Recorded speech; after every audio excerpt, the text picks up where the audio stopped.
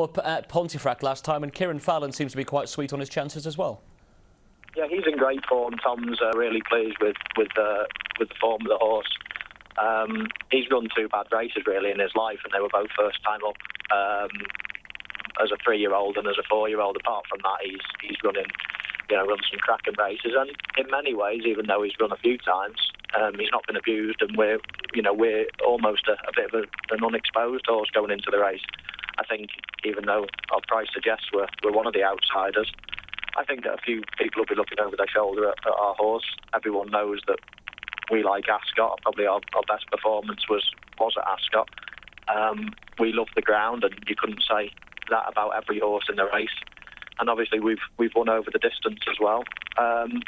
And we've got a horse that's particularly well at home as well. So there's a lot of positives from our point of view going on into the race. We know we've got a lot of stiff competition, but in many ways, as I say, we're a bit of an unexposed horse. And in terms of the horse himself, Mark, you've seen him from birth, you've seen him grow up and mature. Does he seem a stronger and more mature horse this year compared to his 3-year-old career? Oh yes, I mean he's bred to do that. All his father and his mother both improved as racing went on. So he's bred to improve with age, and he's certainly done that. And I mean, you look at him. I'd be amazed if there was a better looking horse in the parade ring on Saturday. I mean, he's an absolute picture, and he's working great, and all signs are really good and encouraging, and we're exactly where we want to be leading up to the race. And we just think back to Royal Ascot last year, Michael. We saw some really emotional scenes in the winners' enclosure. It's obviously a horse that means an awful lot to you.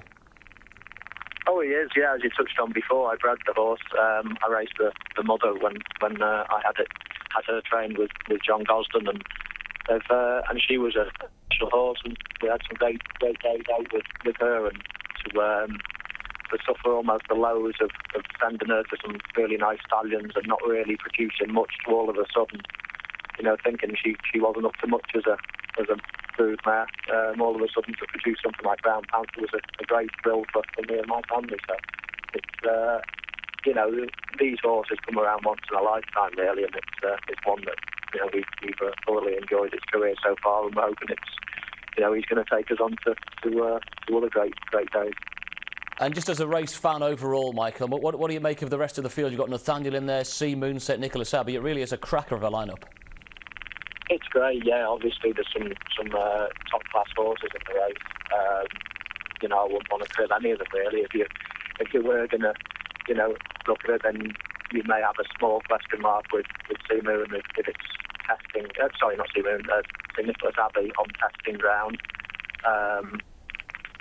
And obviously, Nathaniel only ran 2 weeks ago.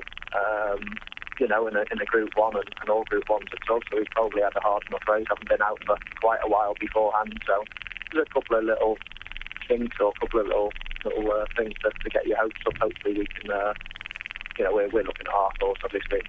We're hoping that we can run a good race, and if we could finish in the first 4 or 5, then we'd obviously be delighted.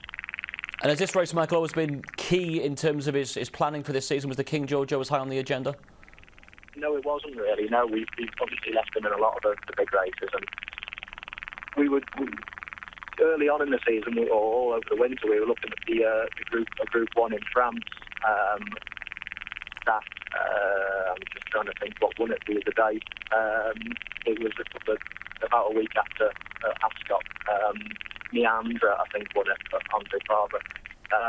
And we were targeting that race all winter, but then with him disappointing at Chester, we thought it might be a bit too much to send him straight for a Group 1 race, having just got beat convincingly in a Group 3. So we took stock and went for the listed race at Panther to try to give him a confidence booster, and that he certainly got. I mean, he obviously won pretty easily, and again we're thinking, shall we go straight into the deep end Group 1 level again, or should we take our time with him and prepare him slowly, maybe for an Irish Ledger or something? But there's only one King George, and it's very rare at this time of the season you're getting everything in your favour in terms of ground, track, everything else that we think we've got. So we thought, why not? Let's give it a try.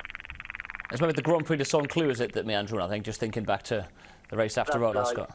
That's right, yeah. It was, I think, Aintree in four on the field, and we looked at it and thought, shall we go for it? But it might have been asking too much after his flop at Chester, so we decided to take the conservative route. But then subsequently, we've probably taken the brave man's route, going for the King George instead of.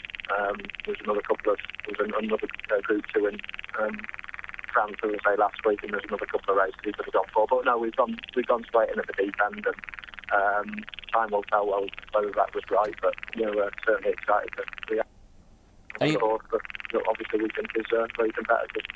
And just very finally, Michael, you touched on the Irish State Ledger there as a possible future target. Is the Arkle of the race you might consider if all goes well at the weekend? Well, that's exactly right. I mean, a lot will depend on this weekend. We know he stays, so the Irish State Ledger is certainly a strong possibility.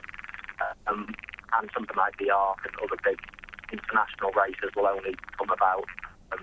If he obviously runs a great race on Saturday, but there's lots to look forward to. There's obviously overseas, you've got Breeders' Cup and maybe Dubai and Australia at certain times, different things. So there's great international racing now, so a lot will depend on how he fares on Saturday.